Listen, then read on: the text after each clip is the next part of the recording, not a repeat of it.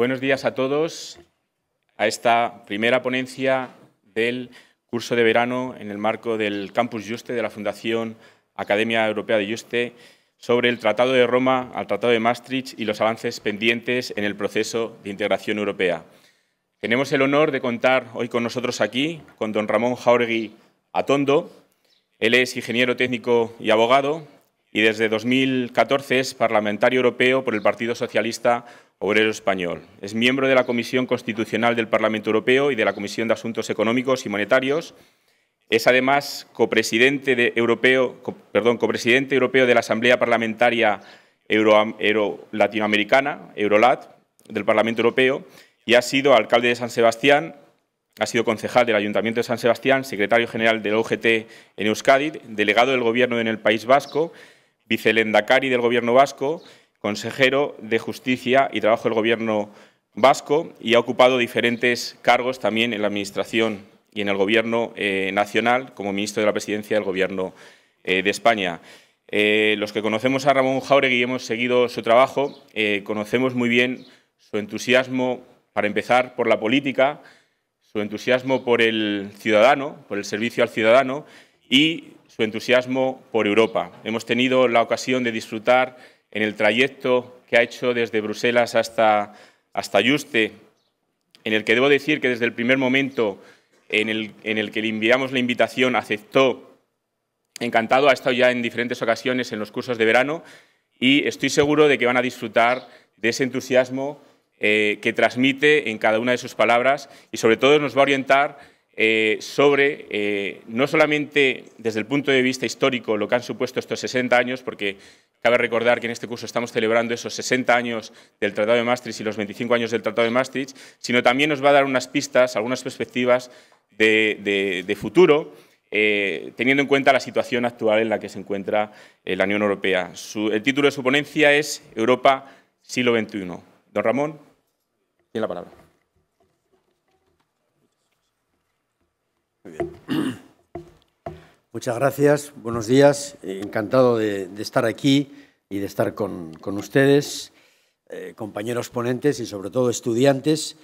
Realmente creo que la mejor introducción que yo puedo hacer a este curso, que trata de hacer un recorrido histórico sobre la Unión Europea, es darles una visión, la que tiene un político que está en activo viviendo el día a día de la Unión Europea, la que tiene una persona que está relacionada con la Comisión Constitucional en la que examinamos diariamente todos los problemas que tienen que ver con los tratados de la Unión Europea y, por supuesto, con los problemas que se están produciendo en los últimos años, especialmente a raíz, lógicamente, de la negociación del Brexit, que es el tema por excelencia. Pero yo voy a hacer una charla o una conferencia que pretende trasladarles, desde luego, muy rápidamente, una visión bastante ordenada de los problemas que tiene Europa, que configuran esto que se llama, un poco pesimistamente hablando, la multicrisis europea,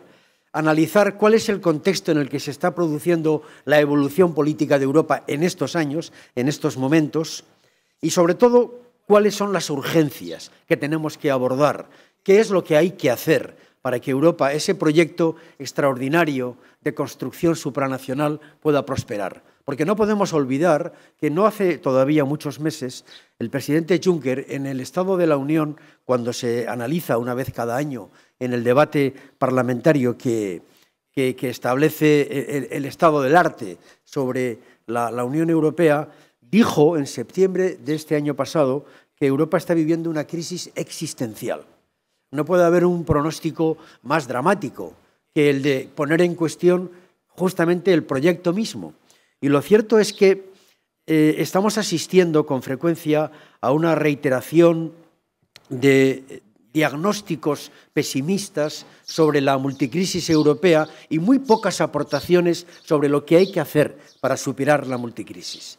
Creo que mi charla tiene que estar más orientada a esto último que a lo primero, pero no podremos acertar en la terapia si no describimos bien el diagnóstico, si no somos capaces de examinar bien qué está pasando.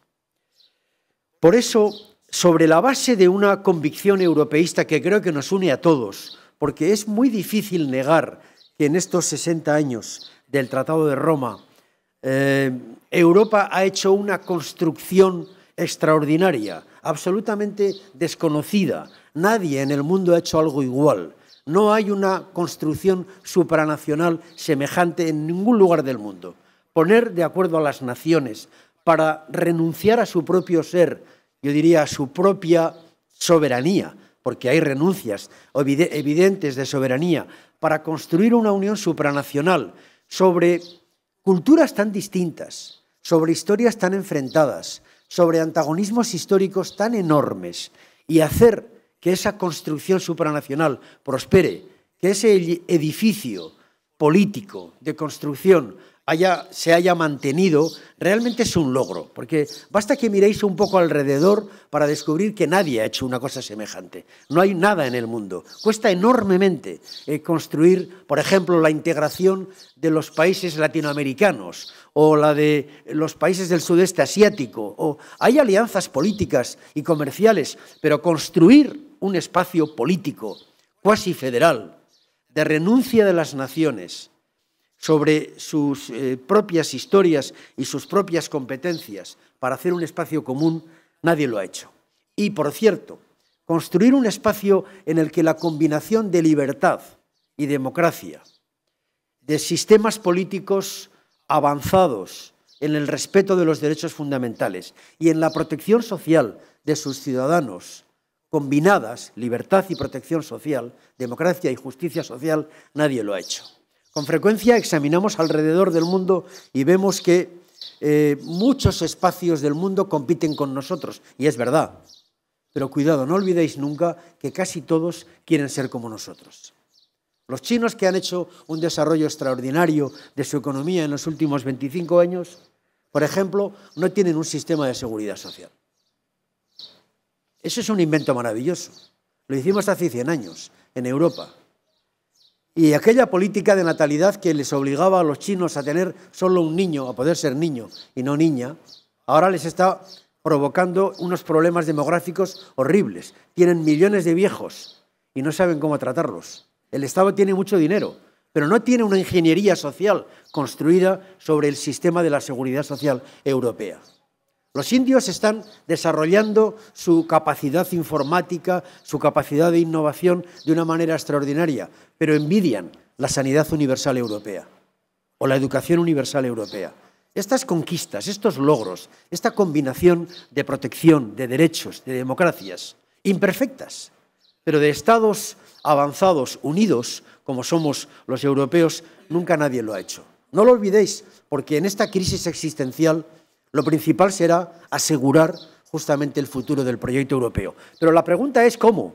Sabiendo que están pasando cosas muy graves. Por ejemplo, una primera que describe parte de nuestros problemas es la que tiene que ver con el fracaso de la Constitución Europea hace ahora ya 13 o 14 años, cuando en el año 2005 la Constitución Europea, que pretendía ser el marco jurídico político que configuraba lo que llamaríamos una Unión Federal de Europa, encalló en los referéndums de Francia y de Holanda. Por cierto, los españoles lo habíamos votado ya, porque en el año 2004, nada más entrar Zapatero al gobierno de España, provocó la primera convocatoria de referéndum de los españoles para votar. Muchos de vosotros quizás todavía tendríais edad para votar, quizás no tanta, pero en todo caso ya votamos los españoles aquella Constitución, pero luego encalló. Y ahí empezaron algunos de los problemas importantes que se agravaron con la ampliación en ese mismo año 2004 de la Europa del Este. Cae el muro en el año 89 y 10 países se incorporan a la Unión Europea. Pasamos de 17 países a 28 cuando se incorporan todos los países del Este. Es muy frecuente escuchar ahora que aquel fue un error. Pero siempre que os planteen este tipo de problemas sobre hechos históricos que se produjeron, realmente tratar de despreciarlos como un elemento de análisis, porque no nos lleva a ninguna parte esa ucronía que consiste en considerar qué habría pasado si Europa, en vez de ampliarse, no hubiera permitido la entrada de Polonia, de Hungría, de Estonia, de Letonia, de Lituania, de los países bálticos a la Unión Europea. No tiene sentido. Entraron porque eran Europa. Eran Europa. ¿Quién puede negar que Praga es Europa? Y lo mismo Budapest y tantas otras ciudades donde está todo el origen cultural de la Unión. Pero esos países han hecho una Europa muy compleja. Han hecho una Europa 28 y probablemente el interés europeo de esos países no era tan intenso como el que tuvimos nosotros en el año 86 en España, cuando pudimos entrar en Europa. Para España fue un sueño. Para ellos quizás era más una demanda de ayudas de los fondos estructurales europeos, más una protección frente a Rusia. Son países que han vivido 40 años, digamos, bajo el imperio soviético y había otros intereses. Lo cierto es que la Europa que hoy tenemos a 28 es una Europa compleja, de difícil gestión, demasiado heterogénea y con unos intereses en esa parte de la Unión que no son exactamente los que han configurado el proyecto europeo en otros momentos.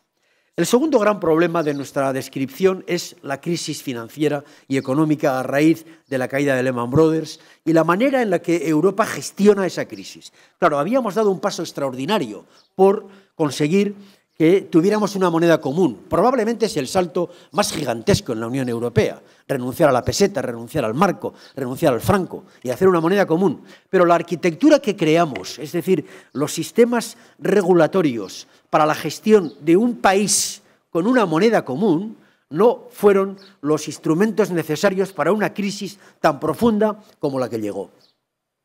Lo cierto es que seguramente nadie previó en el acuerdo de la Unión Monetaria que a partir del 2000 la Unión Europea pudiera sufrir una tormenta perfecta tan enorme como la que hemos sufrido con la crisis económica y financiera.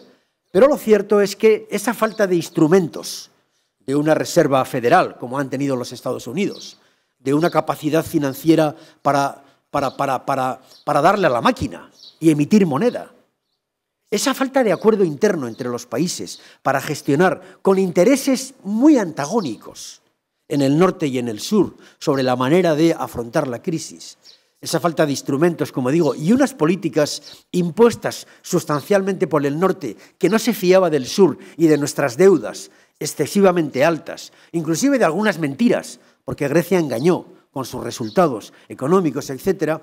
Toda esta tensión que no puedo describir porque solamente me detendría en ello, ha provocado una fractura enorme en la Unión.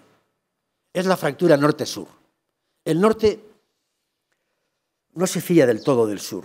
Y por otra parte, las políticas que el sur reclama, pongamos el helicóptero que Obama tiró de dólares al país para hacer política anticíclica y que genera un poco de inflación, esa política que era capaz de hacer los Estados Unidos, Europa no podían hacerla, porque los alemanes o los holandeses no querían una política, digamos, de emisión y una política anticíclica porque podía aumentar su inflación, perjudicaba a sus pensionistas, de manera que la tensión interna entre las políticas económicas para el combate a la crisis ha sido tan divergente que ha provocado mucho sufrimiento en el sur y una brecha todavía no superada de desconfianza entre el norte y el sur de países que pertenecen a una misma moneda y que tienen, por tanto, necesidad de construir políticas económicas convergentes.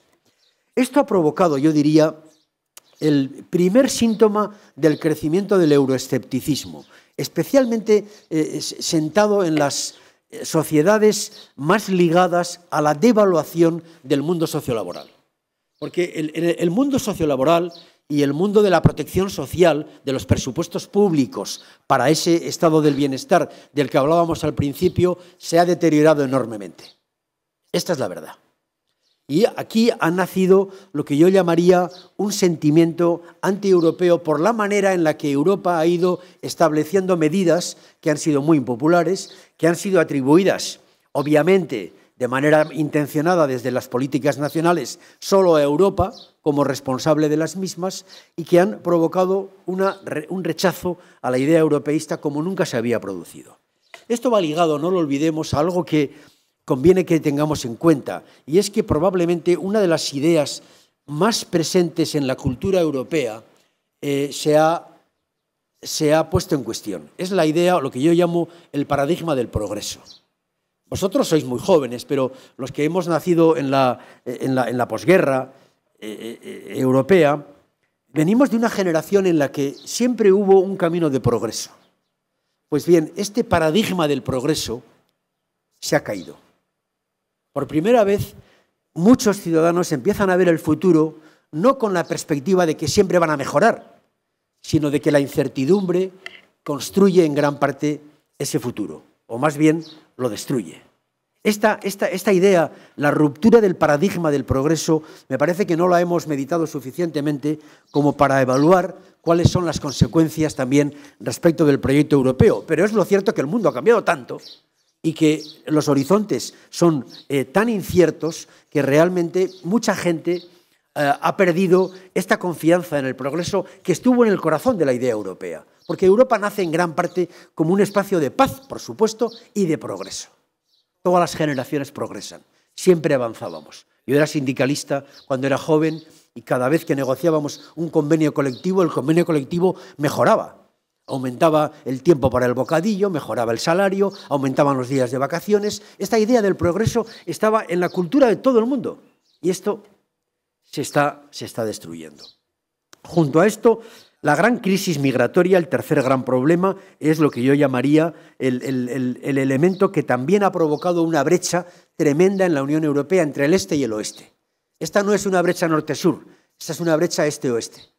Podríamos significarla en la grandeza de Alemania abriendo sus brazos a la corriente migratoria que huye de la guerra de Siria y las fronteras, más bien, digamos, los cierres que ponen los países del este, los países de Visegrado, luego se llamaron así porque se organizaron en torno a esa ciudad para frenar las columnas de inmigrantes que llegaban a nuestras costas. Y luego la vergüenza del Mediterráneo, el horror de una Europa incapaz de controlar sus fronteras exteriores y de ordenar unos flujos y de repartir esas cargas de reparto de manera solidaria y de manera adecuada. Esa es una crisis que toca los valores mismos de la Unión, porque los fundamentos de la Unión Europea están justamente en eso y están seriamente tocadas por la incapacidad, por la ineficacia de la Unión Europea en responder a este problema, más allá de que, unido a los problemas de la seguridad interna, están poniendo en cuestión Schengen. Es decir, la libertad de fronteras, la libertad de movimientos. No podemos dejar de reconocer que ahora, después de 15 o 20 años ya de apertura de fronteras, algunos países tienen fronteras para nosotros. Yo que soy de San Sebastián y que cuando entramos en la Unión Europea y cuando se firmó Schengen me movía y me muevo por la frontera con Francia con toda libertad, no hay ninguna frontera, no hay nada. De pronto, cuando voy a Estrasburgo cada mes como diputado, paso por un control de fronteras cada semana. Yo voy a ir lunes a Estrasburgo y pasaré un control de fronteras en el aeropuerto. Cuando me vaya de Francia para coger el avión para llegar a Madrid, pasaré control de fronteras. Me miran el pasaporte. Esto está ocurriendo ahora. Es verdad que ligado al problema de la seguridad, pero ciertamente toda esta combinación de situaciones son, en mi opinión, graves respecto de lo que es grandes conquistas de la Unión Europea, como son la libertad de movimientos de las personas. Y toda esta conjunción de problemas está provocando lo que yo llamaría un rebrote nacionalista, la tentación nacionalista. Cuarto problema. Porque, querramos o no, lo cierto es que hay una tentación de refugio en el espacio conocido, ombliguista, de mi propio país, de mi propia nación, creyendo que los problemas que se están generando tienen solución en el espacio pequeño de mi nación. Pero el rebrote nacionalista, que se ha expresado en propuestas de la ultraderecha, ha presentado para el proyecto de la Unión Europea, no tanto en estos días concretos, pero sí hace unos meses, retos gravísimos. La posibilidad de que la señora Le Pen hubiera ganado las elecciones en Francia era realmente un torpedo a la línea de flotación europea. Su mensaje literalmente era: fuera del euro tenemos solución, nuestros problemas económicos tienen solución, nuestros problemas de seguridad se arreglan cerrando las fronteras, o nuestros problemas económicos se arreglarán, o la grandeur de la France se resolverá si somos capaces de primar el consumo francés en nuestro país. Todo mentiras, todo pura demagogia, pero realmente captaron a 7 millones de franceses, nada menos, ¿no? Hace solamente unos pocos meses. Es verdad que este reto, tanto lo tuvimos en Holanda como en Francia, ha sido superado, y yo diría que precisamente Macron es justamente lo contrario. Es la esperanza europea frente a ese riesgo, frente a ese torpedo. Pero la tentación nacionalista está ahí. Y justamente Europa es la superación de los nacionalismos. Esta es la grandeza del proyecto europeo. La superación de unos nacionalismos que nos llevaron a una historia cruel, brutal, en el siglo XX, pero a lo largo de todos los siglos, cuando nos hemos enfrentado siempre por razones de religión y siempre de poder para conquistarnos unos a otros. Lo cierto es que ese rebrote nacionalista no ha terminado, y es uno de los problemas más graves que tenemos todavía en el proyecto europeo. Y de ese mismo brote nacionalista está alimentado el Brexit, porque gran parte del razonamiento inglés para irse en el referéndum que equivocadamente convocó Cameron está precisamente, en mi opinión, en ese sentimiento de que solo es mejor, de que somos grandes, somos el imperio, la Commonwealth, somos el Reino Unido, Europa es un lastre, el euro es un lío, no nos dejan gobernarnos. Esta idea que presidió en gran parte la mente y los corazones de la gente más madura en Inglaterra, no de los jóvenes, mucho más abiertos al mundo, provocó una decisión fatal para el Reino Unido y para Europa, que es una negociación en la que estamos ahora para ver cómo se van y cómo nos quedamos. Esta decisión es lo que yo creo que constituye el plato fuerte de esta descripción analítica de lo que nos está pasando. Pero todo esto que está ocurriendo ocurre así sin más, o está ocurriendo algo a nuestro alrededor. Claro, nuestro alrededor no para de moverse, nadie nos espera. Todo va a gran velocidad. Una de las características más significativas del mundo que vivimos justamente es la velocidad de los acontecimientos. Yo añadiría luego que también la imprevisibilidad. Pero la velocidad es enorme. Si pusiéramos un ejemplo, por ejemplo, a estos efectos, podríamos decir que un virus, el virus de la viruela, tardó 3 siglos en extenderse por el mundo. El virus del SIDA, 30 años. Un virus informático, 3 horas. Es una manera de describir la velocidad. Todo va a enorme velocidad. Todo está ocurriendo, además, con una falta de previsión, a pesar de que haya multitud de think tanks y de gabinetes y de estudiosos y de investigadores, pero casi todo ocurre sin capacidad de previsión. ¿Quién previó que caía el muro? Nadie lo sabía. ¿Quién previó la crisis financiera? Y mira que hay gabinetes para estudiar, 4 o 5 profesores, no muchos más. La velocidad, la imprevisión, la concatenación de acontecimientos. Es una manera un poco, si queréis, exagerada de contarlo, ¿no?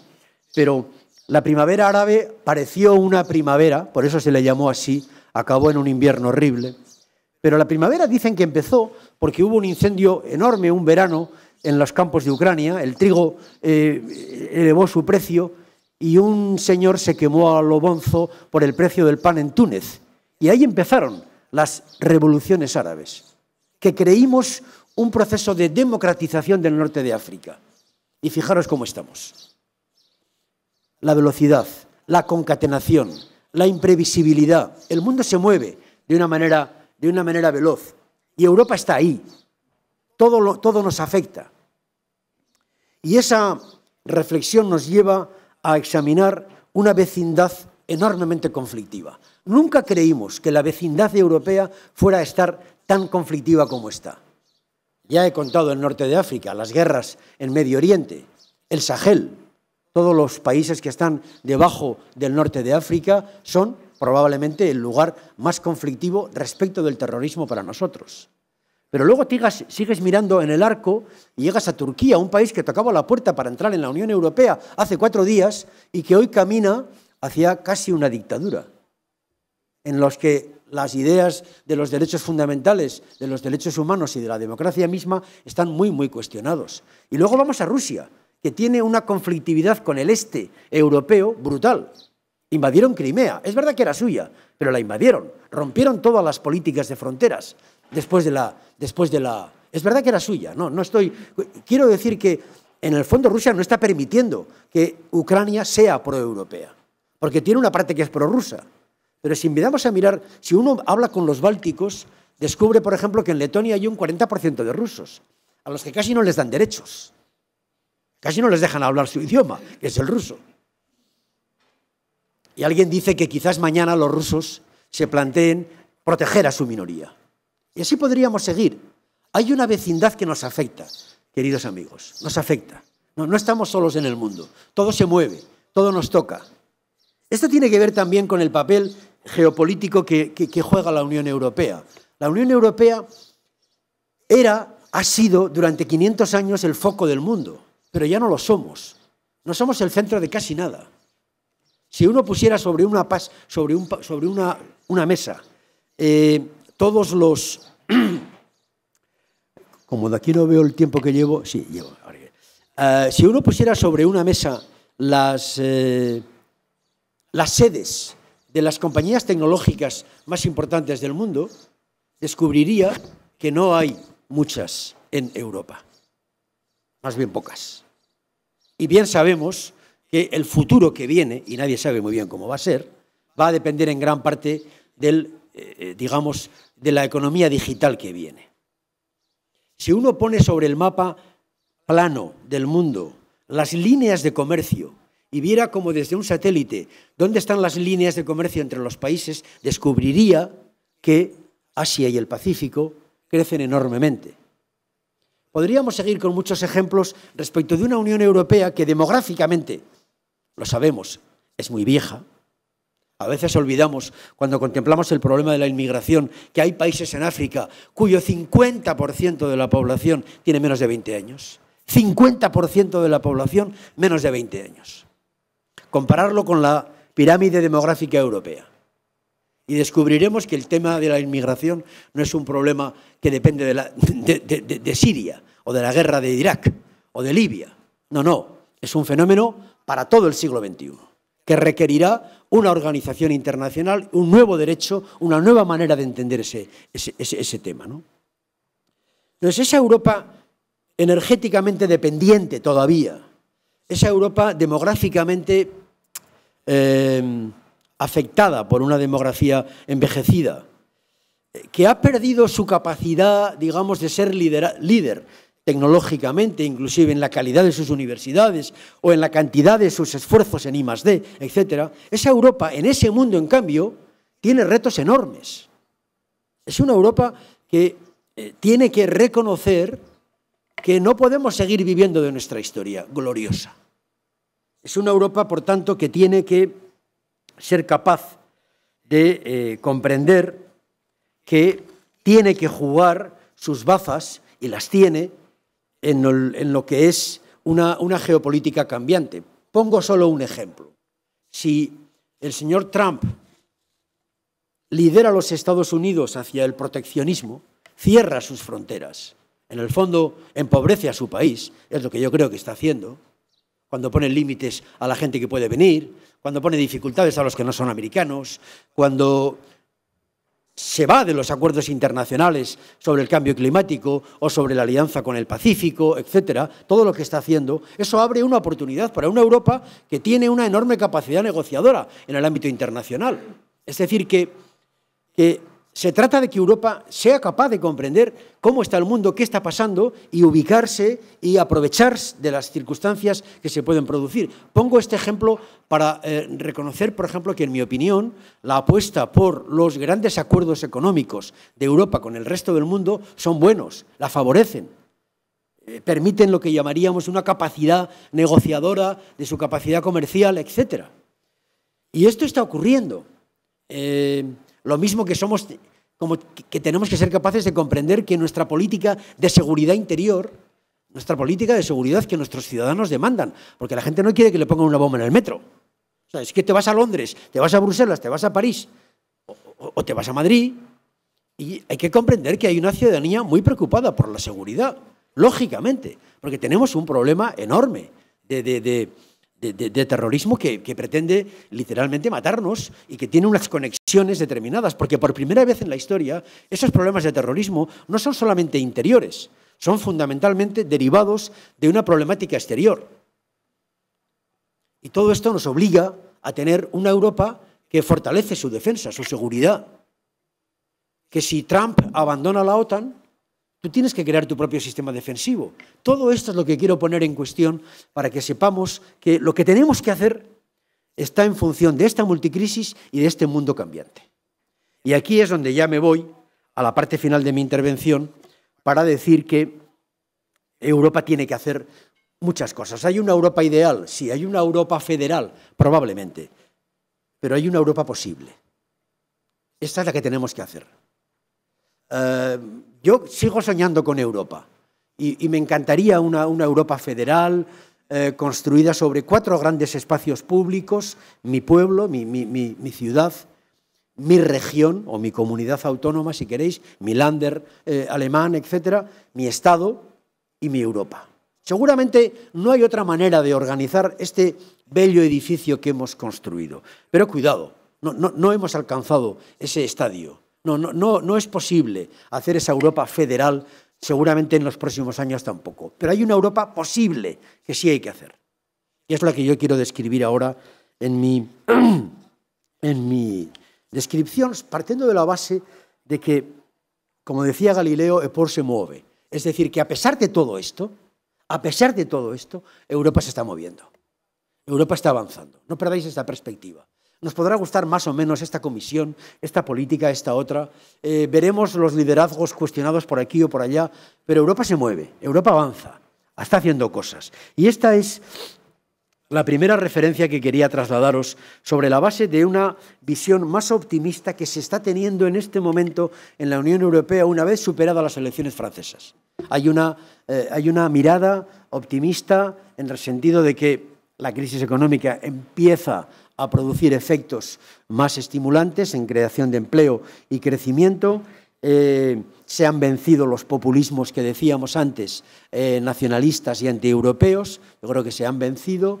Hay enormes problemas por delante, pero parece que Francia y Alemania van a volver a digamos, cristalizar ese liderazgo que yo siempre veo en aquella imagen de Kohl y Mitterrand cogidos de la mano de espaldas frente a la tumba del soldado desconocido, esa foto maravillosa que hace ya mucho tiempo que vimos, ahora lo recordamos que ha muerto Kohl, y que parece que quieren volver a representar Macron y el que gane las elecciones en Alemania.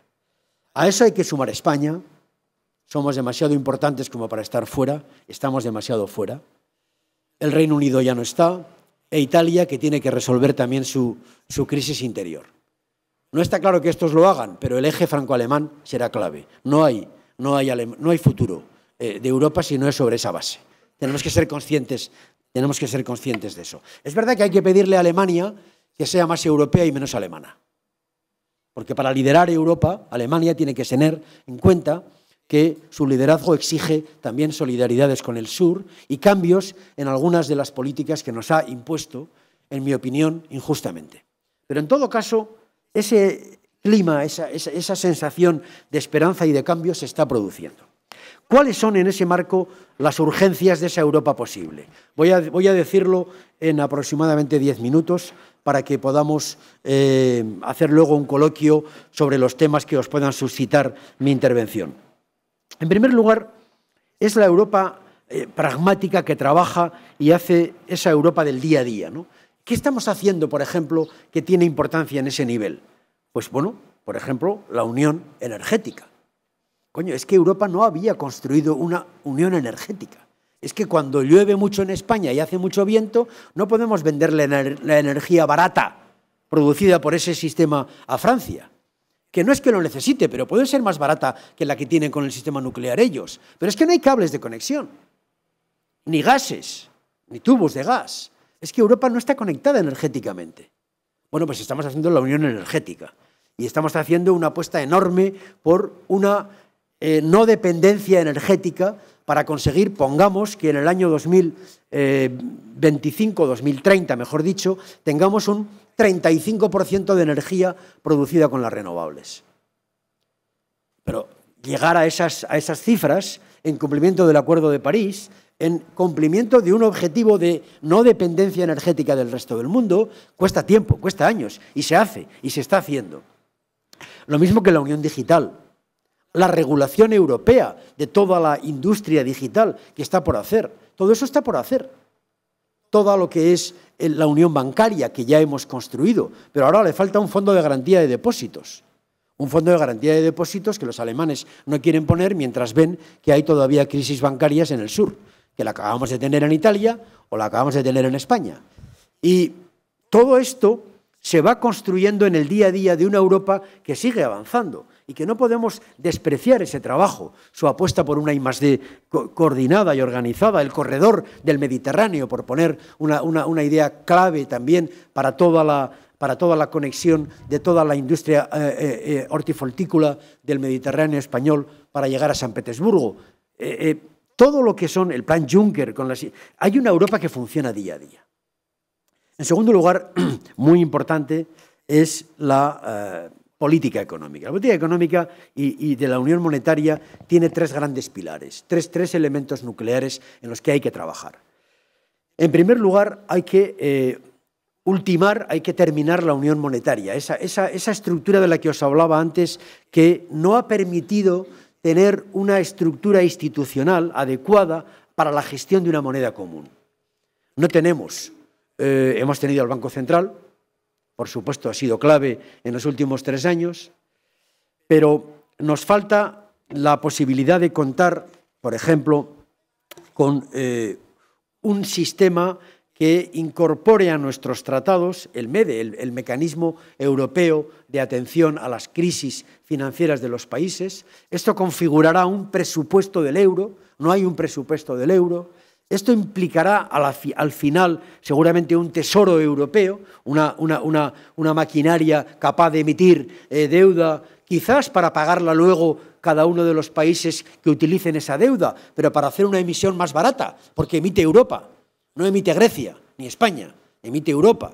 Y si tú coges una parte de esa deuda emitida, la pagas tú, para no comprometer para que la paguen los otros. Es decir, que hay mecanismos que van configurando una unión monetaria que necesita toda esta arquitectura para realizarse y que está en el corazón de las urgencias de la política económica. Paralelamente a eso, una unión, una política económica más anticíclica, más generadora de estímulo al crecimiento. Hasta ahora la política económica que ha impuesto en gran parte el norte es una política de austeridad, exageradamente austera, que nos ha obligado a unos recortes enormes en nuestras políticas presupuestarias, a una devaluación de nuestros mercados laborales, de nuestros sistemas de protección social. Esto seguramente va a requerir, en mi opinión, una interpretación más flexible del pacto, ahora que, digamos, el crecimiento empieza a amortiguar nuestras deudas públicas. En ese sentido, creo que es razonable plantearse una política económica más, digamos, más keynesiana, para entendernos, que fortalezca más la inversión pública en los grandes corredores, en las grandes infraestructuras tecnológicas, etc. Y por último, en ese plano de la economía, la fiscalidad. Europa está sufriendo una verdadera anomalía en su sistema fiscal interno cuando sobre un mercado que es único, que es común, se producen unas competencias desleales entre los países en el ingreso fiscal que son sencillamente intolerables.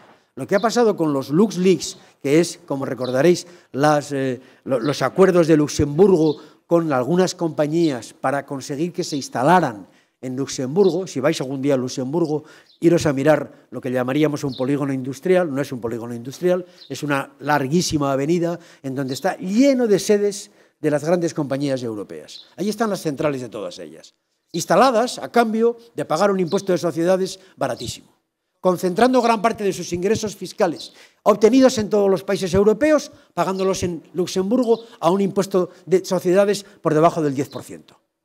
Claro, esto es intolerable. Esto ha provocado, pero no la ira de la izquierda europea, No, no, el cabreo de los alemanes o de los holandeses o de otros países que dicen, pero hombre, por favor, es que me estás defraudando a mí. Y como esto, Apple en Irlanda, que consigue una concentración, estas compañías tecnológicas que tienen la capacidad de decidir dónde graban, dónde ponen, dónde en el impuesto de sociedades, dónde utilizan la deducción, dónde es más grande. Toda esta, digamos, esta fiscalidad desorganizada, desleal, necesita una organización. Y esta es una urgencia enorme de la política económica europea. Junto a todo esto, tercer gran capítulo, la política social. Europa necesita recuperar un alma social, recuperar esta imagen de esa Europa que protege, que trata de recuperar, digamos, una manera de concebir la vida y de proteger el trabajo, un poco a la manera de lo que decía el viejo Beveridge del estado del bienestar. Es decir, esta idea de que estás protegido desde la cuna hasta la tumba, cuando trabajas, cuando estás en paro, cuando estás enfermo, cuando eres viejo, toda esta...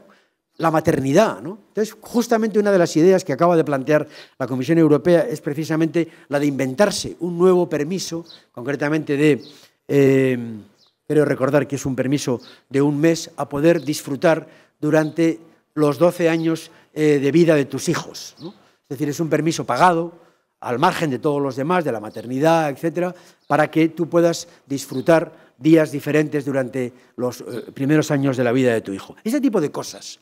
Lo mismo que algún sistema digamos, de unificación de los derechos laborales cuando los trabajadores de un país se mueven hacia otro, los transportistas, toda esta cultura de directivas sociales, Europa tiene que recuperar. No es fácil, porque hay una competencia entre países por aprovecharse de sus bajos salarios, etcétera, y esto también lo hemos hecho los españoles, por ejemplo, pero ahora lo quieren hacer los rumanos o los búlgaros. Pero yo creo que es muy importante, pongo un ejemplo, ¿no? Los franceses y los alemanes y los belgas y los holandeses quieren que los transportistas de camiones no duerman en el camión. Quieren que duerman en el hotel. Los transportistas españoles vienen a nosotros y nos dicen, no se os ocurra aceptar eso. Y yo siempre digo, yo lo quiero aceptar, yo quiero que durmáis en un hotel. Y si hay que subir el precio de tu transporte, lo subes, joder. Y si hay que pagar un poco más la cebolla o los melocotones de tu transporte, los pagamos.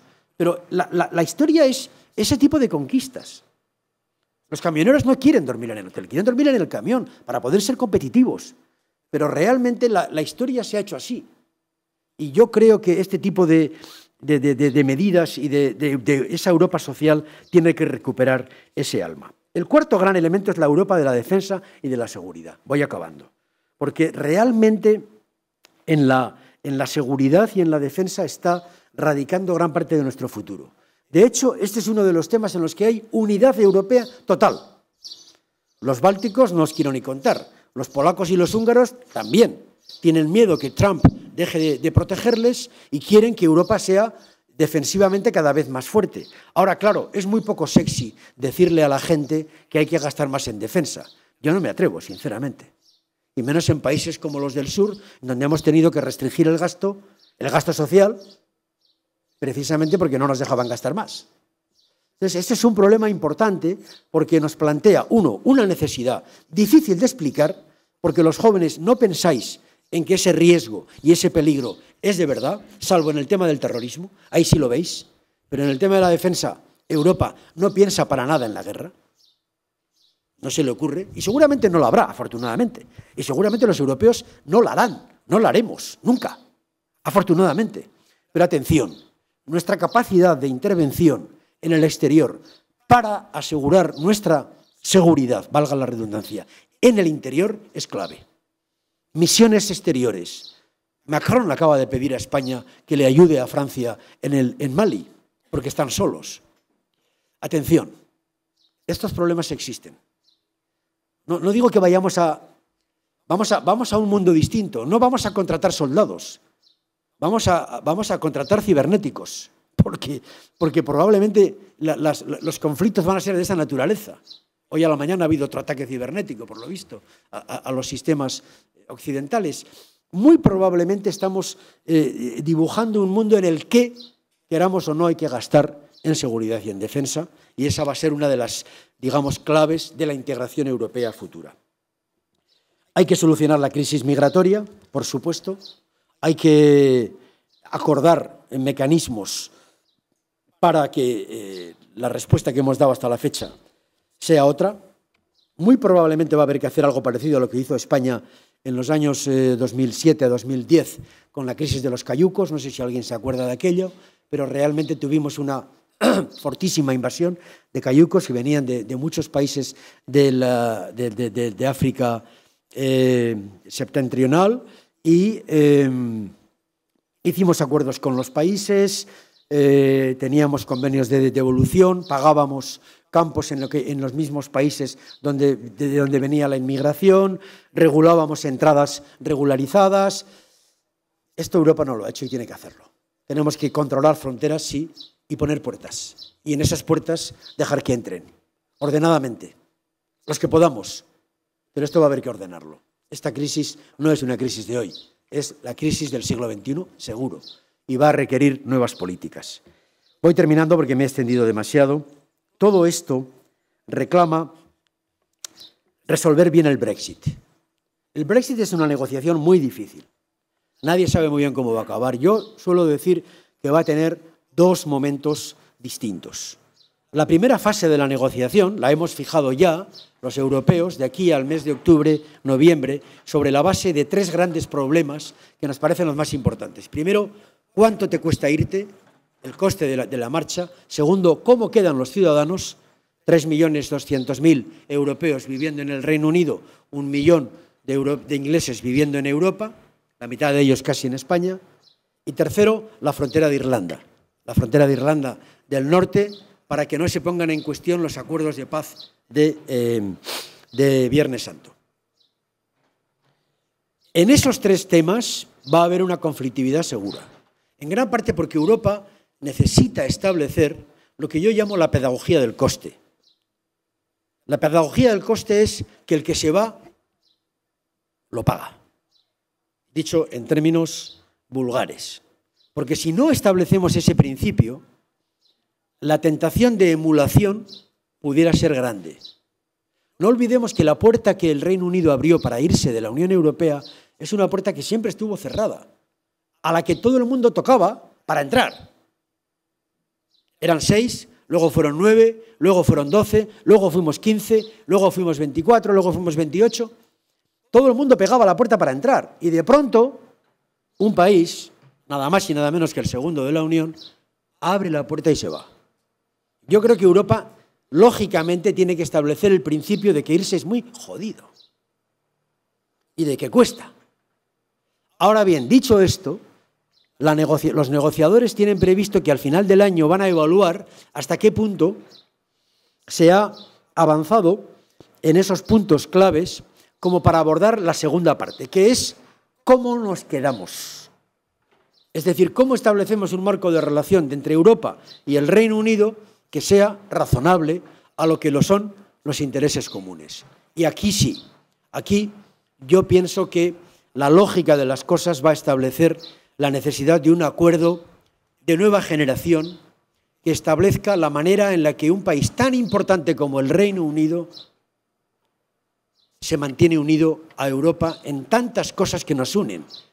La seguridad, la defensa, la influencia geopolítica del Reino Unido en muchos espacios del mundo, la conexión con los Estados Unidos, el comercio, la ciudadanía. Todo esto, ¿a dónde nos va a llevar?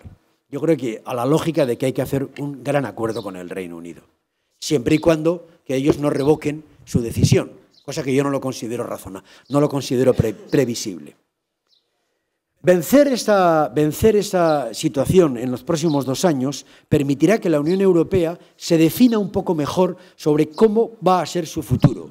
Yo creo que la Unión Europea del futuro es una Unión Europea que se construye en el entorno del euro, que cierra la puerta a tantos opt-outs, a tantas, a tantas cartas de presencia, tantas formalidades diferentes, porque es una Europa demasiado compleja, demasiado a la carta.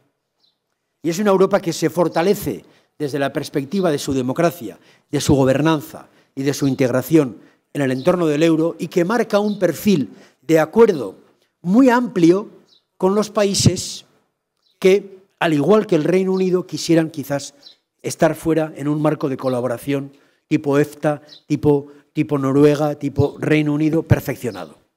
Es una idea. Todo esto ya es muy especulativo.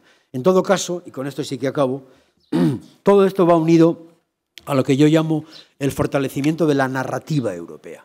Europa necesita una narrativa más potente, más moderna, más actualizada. Durante decenios, nuestros padres, no, nosotros hemos vivido bajo la narrativa de que Europa era un camino de paz y de progreso, y probablemente eso ya no seduce a las generaciones actuales, mucho más en esta destrucción del paradigma del progreso del que hablaba antes. Por eso hay que inventarse un poco la narrativa, ¿no? Hay que reformular una narrativa que para mí no tiene más posibilidades que de ser, digamos, captada por la mayoría de la gente, sobre todo por los nuevos, por los jóvenes, mejor dicho, que es la Europa frente al mundo. Esta idea de un mundo cambiante que nos plantea a los europeos retos como los que ya he contado antes y que nos lleva a la conclusión de que sin una Europa potente no seremos nada.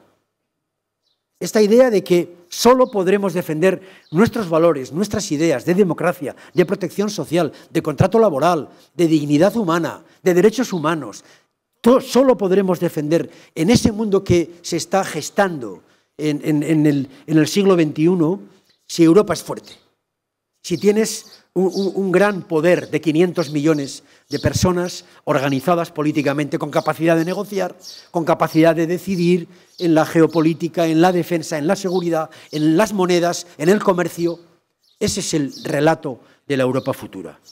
Había el antiguo presidente del Parlamento Europeo, Martin Schulz, que era un librero, tenía por costumbre recordar un libro que es un libro extraordinario, si tenéis la oportunidad de leerlo, hacerlo. Es un libro de Thomas Mann que se titula Los Buddenbrook. Los Buddenbrook son una familia alemana de comerciantes desde principios del siglo XVIII que construyen a lo largo de generaciones un gran emporio comercial en una ciudad alemana.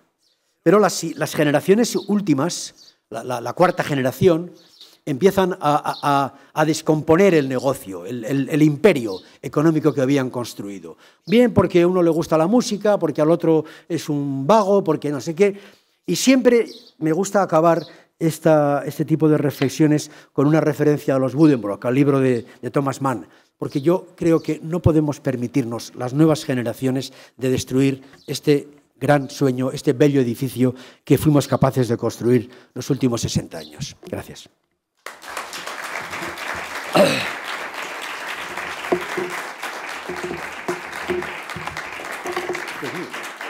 Gracias.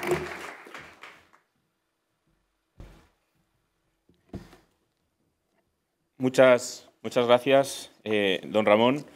Bueno, pues como ya se anunciaba, su intervención iba a ser profunda, intensa. Recuerdo que ayer, cuando veníamos camino de Yuste, le llamaron desde un periódico pues, para preguntarle sobre su intervención y le decían: ¿puede hacernos usted un resumen de la intervención? Bueno, pues podéis imaginaros, ¿no?, que es algo prácticamente imposible, con la diversidad de temas y materias que ha tocado, haciendo un diagnóstico inicial de todo el proceso, de la situación actual en la que nos encontramos, dándonos posibles soluciones, además de manera muy organizada y esquemática, e incluso analizando de manera pues profunda, hasta donde podemos y lo que nos limita el tiempo de esta charla, de algunos de los retos pues más actuales, ¿no? Concretamente el Brexit, y con un mensaje final en el que pues, la unidad es importante, que tenemos una Europa fuerte, que tenemos que saber conservar las generaciones que estamos ahora mismo trabajando por ellas y transmitir ese espíritu a las generaciones venideras, ¿no? Esa frase de «sin una Europa potente no seremos nada» da mucho que pensar, Ramón. Muy bien.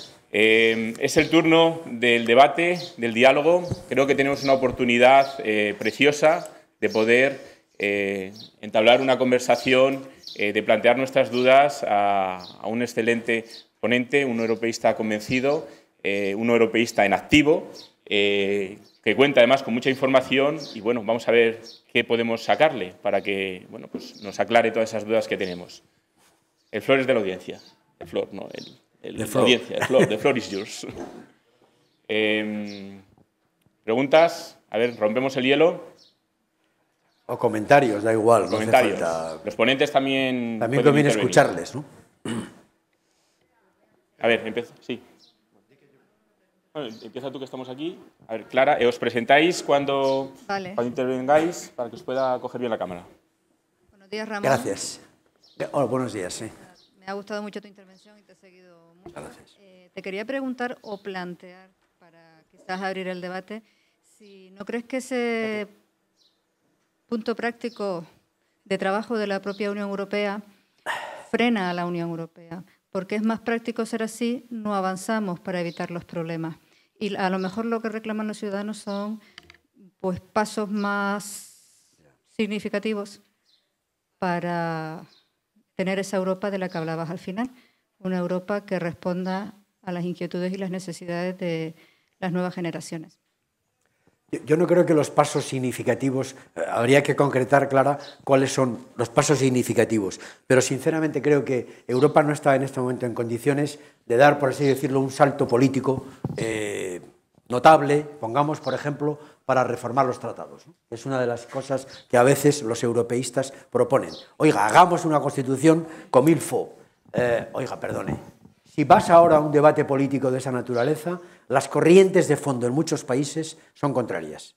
O sea, tú no puedes hacer una convención si te vienen representantes de Polonia o de Hungría o de tal diciendo que hay que reducir la Unión Europea. O inclusive fuerzas como, por ejemplo, el embajador de Holanda lo representa, quizás lo explicará mejor, hay fuerzas políticas en Holanda que dicen que es demasiado el poder legislativo que tiene la Unión y que hay que ir reduciendo. Timmermans, un socialdemócrata holandés, que es el vicepresidente de la Unión, está llevando a cabo un proyecto que en Holanda ya se planteó para reducir la intervención legislativa europea, porque es un poco exagerada. Es decir, que, si te entiendo bien, los pasos significativos son dar un salto hacia adelante. Honradamente creo que no es posible en este momento. La lógica de las cosas es un poco la lógica Monnet, ¿no? La lógica del paso a paso, la lógica de salir de las crisis dando pasos que son a su vez pasos constructivos de la Unión.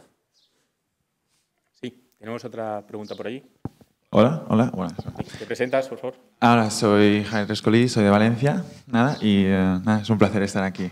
Antes de decir que ha sido una presentación realmente lúcida, muy bien estructurada y se agradece, o sea, ha sido como un resumen en sí de la situación actual. Yo quería preguntarle por el TTIP o Z, por ejemplo. O sea, ya incluso Clinton en las elecciones americanas dijo que no le parecía una buena idea, tal y como estaba, y con Trump como presidente es obvio que estaba bastante muerto. Sin embargo, en el futuro podría resucitar, ¿no? Porque al fin y al cabo Europa apoya el libre comercio. ¿Usted cree que en el futuro tiene posibilidad de ser resucitado?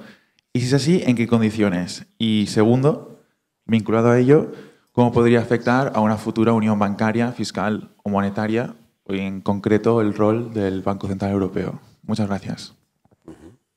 Bueno, vamos a ver. Yo creo que el tema del libre comercio da para un buen rato, pero voy a intentar ser breve. Punto número 1. El comercio internacional existe. Por tanto, no pensemos que depende de los acuerdos. Existe. Es decir, que el mundo está comerciando. De lo que se trata es de saber si hay reglas para ordenarlo y regularlo con arreglo a una serie de reglas. Luego veremos si esas reglas son buenas o son malas. Pero atención, la alternativa no es que no haya comercio internacional. El comercio internacional existe.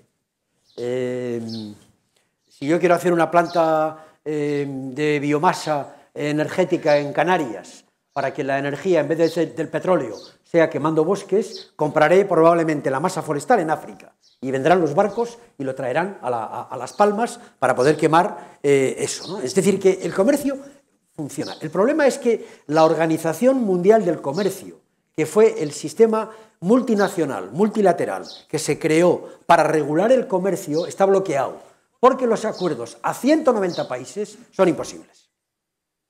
He ahí el problema. Es cuando surgen los acuerdos entre partes, los acuerdos comerciales bilaterales, porque el bloqueo de la Organización Mundial de Comercio ha llegado a tal límite, las famosas rondas de Doha, Pascal Lamy, algunos recordarán, es decir, ha habido un intento de organización internacional del comercio, pero está más bien bloqueado porque los acuerdos entre tantos países son muy difíciles de conseguir. Eso ha ido generando la necesidad de acuerdos bilaterales. Los acuerdos bilaterales que se plantearon Europa en ese sentido empieza porque tiene una capacidad negociadora enorme. Somos 500 millones de consumidores, probablemente los consumidores con más alto nivel de consumo del mundo. Y nuestra capacidad, por tanto, de negociar con el resto del mundo es muy grande. Pero a su vez, muchísimos países necesitan tener esa apertura de comercio. Voy a poner varios ejemplos de lo que conozco mejor, que es Latinoamérica. Ecuador, un país, digamos, bolivariano, de un gobierno de izquierda bolivariana, políticamente hablando, para que no haya, digamos, confusiones políticas al respecto. Yo he estado con Correa, he estado con los gobernantes de Ecuador varios años, porque para ellos poder vendernos las latas de conserva que ellos pescan en el Pacífico y que enlatan empresas, sí, muchas de ellas españolas, por cierto, que enlatan, para poderlo vender en el comercio europeo, es fundamental. Si Ecuador no nos vende con un comercio regulado, sin aranceles, esas latas, Europa las comprará en Filipinas, que también los hay fabricantes. El comercio existe. No dejaremos de comprar latas de conserva, ¿vale? Donde hay pescado, donde hay atún, donde hay, etcétera. Entonces, el problema es que Ecuador te pide un convenio. Quieren vender su cacao, quieren vender sus flores, tienen un mercado de flores maravilloso. Entonces, tú tienes que hacer un acuerdo con ellos. Y al mismo tiempo, lógicamente, también aseguras que tus empresas, las empresas europeas, puedan tener presencia allí, etcétera, etcétera. Eso es el comercio internacional. Lo ha hecho Estados Unidos hace poco con todo el Pacífico. Trump se acaba de ir de ese acuerdo, pero lo había hecho Obama. Y es un acuerdo que beneficia a muchos países de América Latina, fundamentalmente a Colombia, a Chile, a Perú y a México. Entonces, Europa está haciendo ese tipo de acuerdos.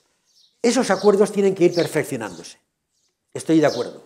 Es decir, tienen que ser cada vez más exigentes en relación con lo que llamaríamos estándares sociolaborales, medioambientales y de derechos humanos. Inclusive tienen que ser acuerdos que traten de asegurar que el sistema judicial propio de tu propio país resuelve las controversias entre inversores y estados, que son un poco los temas principales del acuerdo del CETA. El acuerdo del CETA es probablemente el acuerdo con Canadá, probablemente no, es el acuerdo de máximos logros que en la historia de los acuerdos comerciales existen. ¿Por qué? Porque es Canadá y Europa.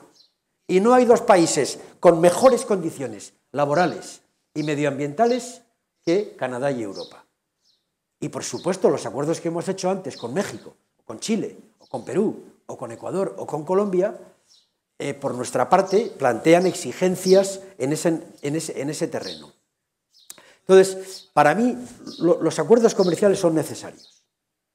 Tienen que reunir las condiciones adecuadas y ahí la valoración puede ser distinta. Yo puedo confesar aquí que nosotros, los diputados socialistas en el Parlamento Europeo, consideramos que el CETA era un acuerdo de condiciones adecuadas y mi partido el lunes pasado ha decidido que su balance es más crítico y creen que no cumple suficientemente las condiciones exigibles. Lo digo aquí abiertamente porque quiero ser honesto. Pero es una valoración que podemos tener discrepante sobre lo que hemos conseguido. En ningún caso nadie dudará de que este acuerdo es el mejor hasta la fecha y que los próximos tienen que ser, si se puede, todavía mejores. Pero esta es mi visión, digamos, filosófica de esta materia. Oponerse al comercio internacional Y negarlo, a la postre, negarlo, es como los luditas que al comienzo del siglo XX negaban el tractor en el campo. Es igual, porque yo tengo muchos compañeros socialistas nórdicos, suecos, que trabajan en la Volvo, en Alemania, etcétera, y están absolutamente a favor de que haya comercio, porque consideran que el progreso de sus empresas y de sus vidas depende de que su país tenga capacidad de negociación. Entonces, yo no concibo una izquierda política que se niegue al comercio. Lo mismo que niego a los puristas de los acuerdos, ya sean verdes o ya sean comunistas, que para conseguir el acuerdo perfecto, mejor que no haya ninguno. Yo no estoy en esa posición. Creo sinceramente que es una cosa retardataria, reaccionaria, contraria al progreso. Y esa es mi posición sobre, perdón por la extensión. Y la segunda pregunta sobre el Banco Central. El Banco Central ha sido clave y, en mi opinión, en la nueva estructuración de la moneda, de la Unión Monetaria, tiene que jugar un papel muy importante. Las posiciones más avanzadas, yo tengo alguna de ellas en esa dirección, reclaman un Banco Central con nuevos estatutos, que permita que su política no sea únicamente, por así decirlo, la vigilancia de la inflación, sino también el crecimiento y el empleo. Un Banco Central más comprometido con lo que yo llamaría el alma social de la Unión. Pero en todo caso es un instrumento fundamental de la arquitectura de la Unión Monetaria. Gracias, Ramón. ¿Más preguntas? No, se levantan las manos. Pasamos por aquí. Chico del polo rojo. Bueno, sí. Acércate, debe funcionar. Sí, ya está. ¿Sí? Buenos días, soy Marco de Gigal, de Valladolid, y quería hacer referencia, cuando ha aludido al problema de lo que son las masas migratorias que están llegando a Europa, quería sobre todo conocer la posición, o por lo menos la perspectiva que se tiene desde el Parlamento Europeo respecto al acuerdo alcanzado entre Turquía y la Unión Europea el 18 de marzo del año 2016, porque yo estoy con usted, que considero que el flujo migratorio tiene que ser ordenado y no tiene que ser una marabunta que Europa sin saber cuáles son sus condiciones o su finalidad. Pero ¿usted cree que ha habido un reflejo de buscar una solución a medio y largo plazo a través del acuerdo, o simplemente es todos los refugiados o personas solicitantes de protección internacional que llegan a las costas europeas son, si su solicitud es denegada, repatriada, conculcando de alguna forma el principio de no rechazo previsto en la Convención de Ginebra del 51, y sobre todo la no posibilidad de, porque les repatrian a Turquía, que a día de hoy, según el informe ACNUR del pasado año, es el país del mundo con más refugiados, que alcanza casi los 3 millones, sin la posibilidad de interponer un recurso en los países europeos, diciéndoles que lo van a poder interponer en Turquía, pero realmente la efectividad de la protección se desvanece. Al final, querría saber si el acuerdo, desde vuestra perspectiva, es una medida para simplemente a corto plazo. Gracias. Por un poco el debate, muy rápidamente. Actualmente, es decir, tenemos que distinguir los refugiados a los que tenemos que aplicarles el Código Internacional de Ginebra, los acuerdos que se alcanzaron después de la Segunda Guerra Mundial, que regulan los derechos de los refugiados, de lo que es inmigración, vamos a llamarla económica. No podemos olvidar, creo que conviene recordarlo, que en este momento aproximadamente 8 de cada 10 de los que vienen a Europa, 8 de cada 10 no vienen de las guerras. Son negros que vienen de África. Son chavales que han recorrido todo el continente y, por tanto, es una inmigración económica. Y esa es la que reclama, en mi opinión, una revisión de los conceptos establecidos después de la Segunda Guerra Mundial, porque yo soy de los que cree que una regulación internacional del inmigrante de supervivencia, se le llama así en los estudios, va a haber que hacer. Es decir, no podemos negar que esos señores que vienen aquí vienen huyendo casi de la misma peste que los que vienen de Siria. Prácticamente, que ellos vienen de la guerra, pero estos vienen de la imposibilidad vital. Y por tanto yo soy partidario de que convenciones internacionales regulen de nuevo esa primera parte. Y yendo a la parte de los refugiados que vienen de las guerras de Oriente Medio, yo tengo que reconocer que el acuerdo con Turquía es un acuerdo de conveniencia para Europa absolutamente impresentable. No sé cuál es el calificativo. Estamos pagando para que los tengan ellos. Es la pura verdad. Pero tengo que reconocer también que todos los europeos estaban en la idea de que no podíamos mantener el flujo de cuando Turquía tenía abiertas sus puertas y estos ciudadanos llegaban a las islas a Lesbos y a las islas griegas, y en Grecia no éramos capaces de aplicar una regulación que es también periclitada, que es el Acuerdo de Dublín, que obliga al país de primera acogida a hacer el refugio. Porque los griegos, y os recuerdo que el gobierno griego es comunista, nos decían que ellos no podían mantener ese ingreso, que no podían. O sea, es Tsipras el que le pide a Merkel y a la Unión Europea: haga usted un acuerdo con Turquía para retenerlos allí. Entonces, lo digo un poco para que no hagamos fáciles clasificaciones. A mí me parece que el acuerdo es una vergüenza, pero es imprescindible. Perdón, imprescindible.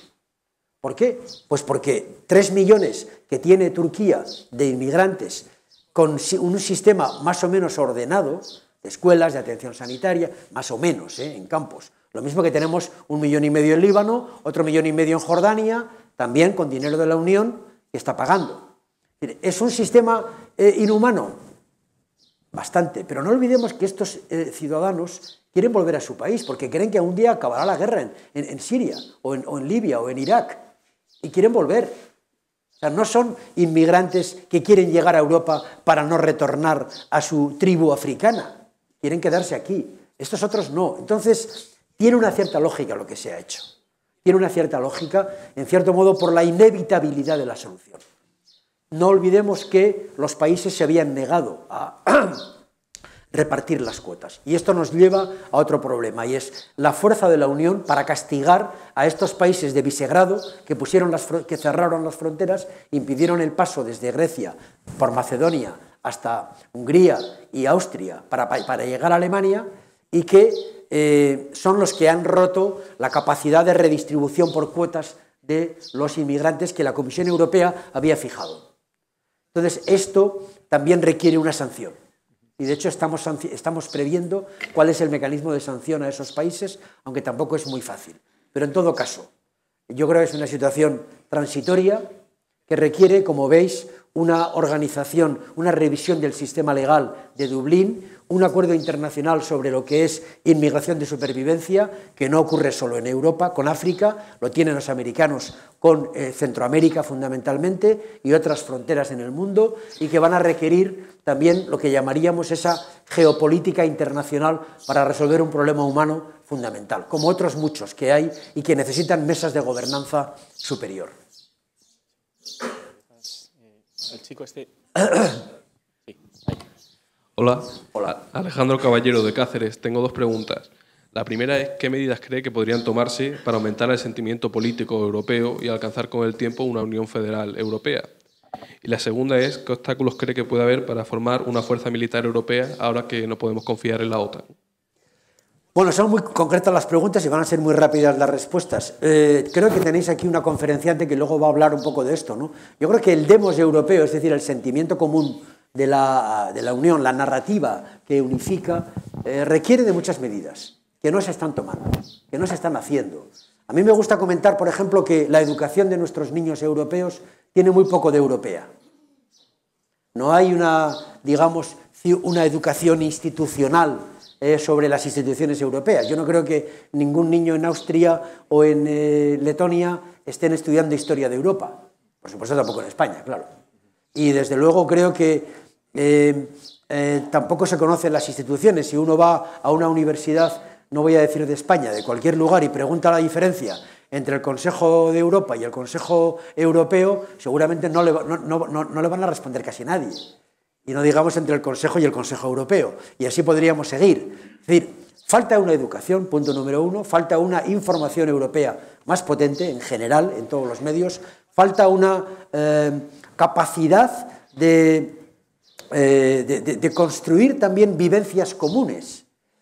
¿Quién puede negar, por ejemplo, que en esta España difícil que tenemos, la roja ha sido un elemento de unidad sentimental? Hasta en Bilbao se han disfrutado con los triunfos de la roja. ¿En qué competimos los europeos?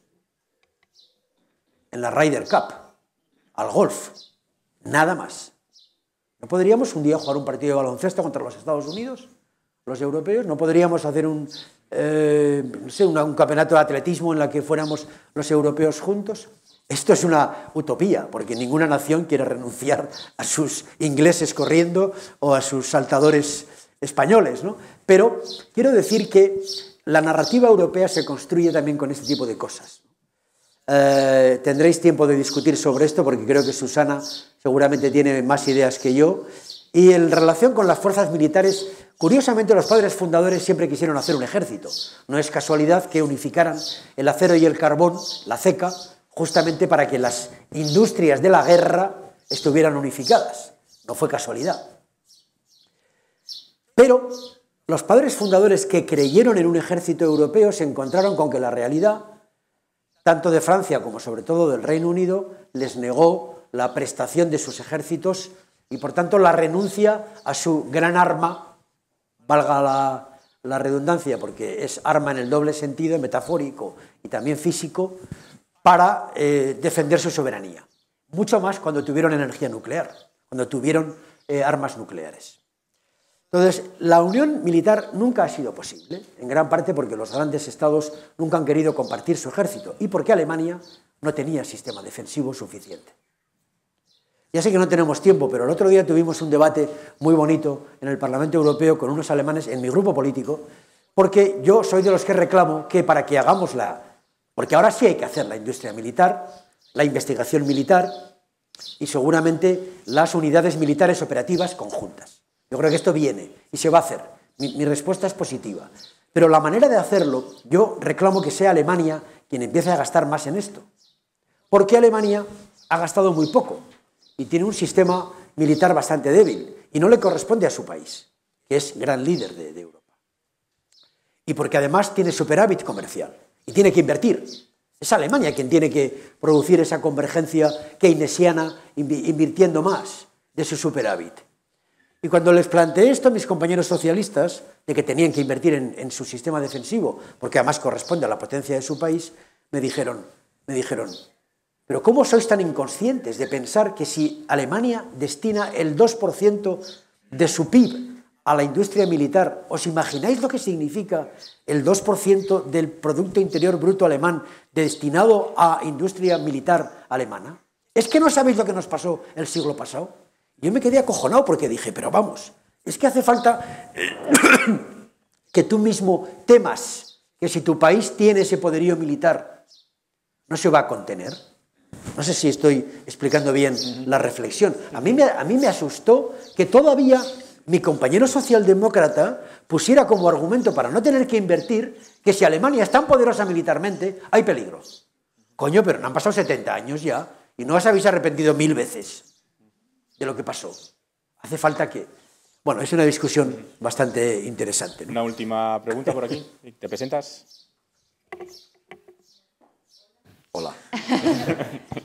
Bueno, me llamo Ana, vengo de Alicante y bueno, primero de nada, muchas gracias por su intervención. Me ha parecido maravillosa porque está muy bien estructurada y ha sido un resumen de la situación europea hasta la fecha. Yo, volviendo al tema de Turquía, del que hablaba el compañero, personalmente mantengo la opinión de que lo que Turquía hizo con los mal llamados refugiados, porque realmente no son refugiados esas personas hasta que no llegan a tener ese estatuto, es abrir las fronteras para presionar a Europa, para reactivar su papel dentro del proceso de adhesión. ¿Hacia dónde deberíamos de caminar?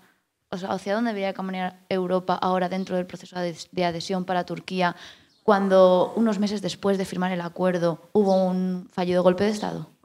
Es que en este momento Turquía no presenta la más mínima, digamos, cumplimiento de las condiciones de adhesión a la Unión Europea. Camina peligrosamente hacia un sistema con una pérdida de valores en derechos humanos y con ejercicios autoritarios, yo diría casi dictatoriales muy graves. Hay montones de periodistas encarcelados, montones, miles de profesores universitarios. Hay una prohibición de funcionamiento político muy alto. No, esto no es posible para la Unión Europea. Y yo comparto contigo, la idea de que Turquía jugó muy hábilmente. Es verdad que llegaban a su país, porque la frontera les traía a la gente huyendo de la guerra, pero ellos los contuvieron allí y han jugado con ese instrumento con Europa de una manera terrible, porque Europa estaba desbordada.